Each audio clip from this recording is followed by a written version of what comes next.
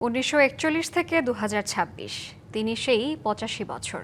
তবুও তিনি আছেন সর্বক্ষণ বিশ্ব বাঙালির সুখে দুঃখে আনন্দ বেদনায়। আজও বাংলা সাহিত্য তার সৃষ্টিশীলতায় সবচেয়ে প্রভাবশালী নাম রবীন্দ্রনাথ ঠাকুর। কীর্তিমান এই বাঙালির প্রয়াণ দিবস আজ।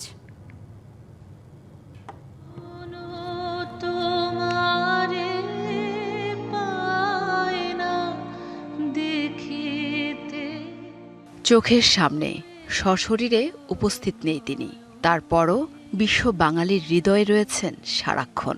কেননা তার বিশাল কীর্তি দিয়ে বাঙালিকে বিশ্ব মর্যাদায় নিয়ে গেছেন। বাঙালির সুখে দুঃখে বেদনায় সংকটে বড় আশ্রয় রবীন্দ্রনাথ ঠাকুর। সাহিত্যের সব শাখায় ছিল তার উজ্জ্বল বিচরণ। ৮০ বছরের জীবনকে তিনি পূর্ণ করেছিলেন নবনব সৃষ্টিতে। ১৮৬১ সালের ৭ই মে কলকাতার জোড়াসাঁকোর ঠাকুর বাড়িতে জন্ম। বাবা দেবেন্দ্রনাথ ঠাকুর ও মা শারদা সুন্দরী দেবী।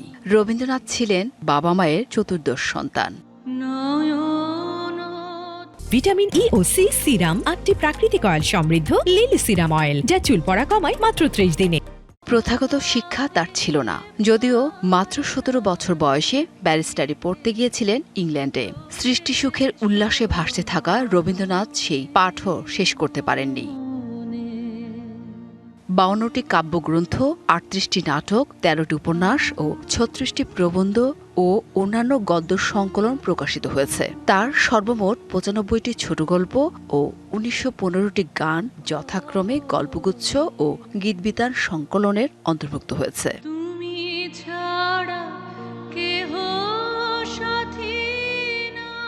১৯০১ সালে তিনি ভারতের পশ্চিমবঙ্গের বীরভূম জেলার বোলপুরের শান্তিনিকেতনে ব্রহ্মবিদ্যালয় বা ব্রহ্মচর্চাশ্রম নামে একটি স্কুল প্রতিষ্ঠা করেন, যা কালক্রমে বিশ্বভারতী বিশ্ববিদ্যালয়ের রূপ নেয়।